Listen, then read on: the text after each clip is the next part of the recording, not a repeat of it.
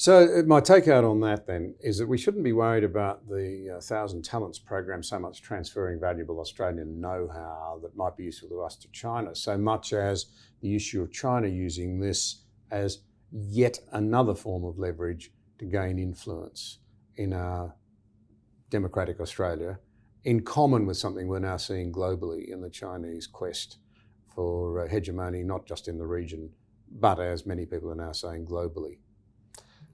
I don't want to knock Australia. Australia's been very good to me. But let's face it, there's a lot more Chinese know-how out there than Australian know-how. China's a much bigger country with much bigger budgets.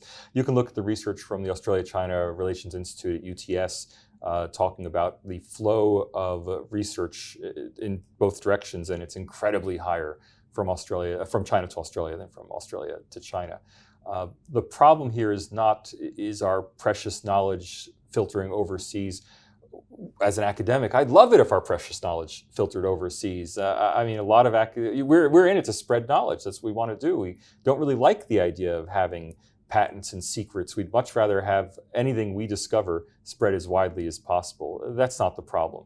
The problem is giving China influence over what we do. And what we're seeing is not Australian research going to China. We're seeing Chinese research being done, in effect, in Australia. I mean, I don't want to cast aspersions. I'm a foreigner working at Australian University. There's nothing wrong with a Chinese foreigner working at Australian University. But there's no reason to particularly believe we're patriotic Australians.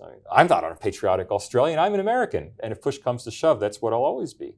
And no reason to think Chinese professors aren't just as patriotic for their own countries. Now, I'm not saying get rid of the foreigners. Please don't. I love working here. But we need to realize that China weaponizes its citizens and its connections in a way that the United States simply does not. If the U.S. consulate called and asked me to do something I didn't agree with, I would laugh at them, and I have the freedom to do that. Chinese people do not necessarily have the freedom to laugh in the face of their representatives. Not only that, it's not just the people, it's the institutions. So China isn't trying to get influence at the retail level by getting its students and academics abroad to implement its programs. China wants influence by having Australians police themselves, by having vice chancellors be so sensitive about China that they crack down on any anti-China opinion on campus, that they don't hire people who might be critical of China. We talked a lot about how there's groupthink at universities, a lack of viewpoint diversity. Well, if you're a critic of China, good luck getting hired at an Australian university. It might happen, you might get that job, but it's going to be very difficult because everyone up the chain knows that will cause problems for the university and its relations with China. But it's even deeper. It's this threat that China has a chain around the neck of every group of 8 vice chancellor, that if they get out of line, it can always tug on, saying, well, what about the research? What about the research cooperation? What about the 1,000 Talents programs? All, like I said, all under the table. None of it recognized, none of it official, none of it in a contract that you can look at, that you can evaluate. It's all, I know it's happening, you know it's happening, they know it's happening, but there's no paper trail.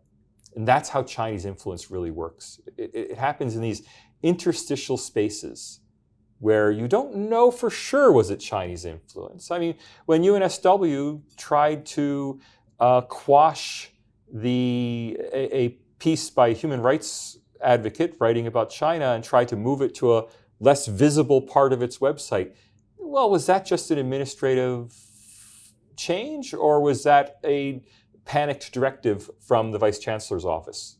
We'll never know. No one's going to put that in writing. But it happened. It happened, but it could have been a coincidence.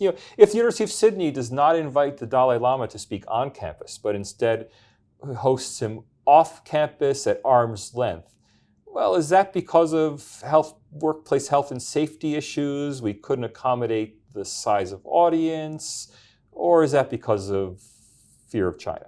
Well, no one's going to write the memo that you can subpoena and bring to a court. That's the problem. Chinese influence is corrupting all of us. I mean, we know it's corrupting the minerals sector. We know it's corrupting, parts of the business world, but it is deepest of all at the universities. And it's deep because it's invisible. I mean, at least we know why an iron ore miner doesn't want to anger China, because the miner's selling iron ore to China.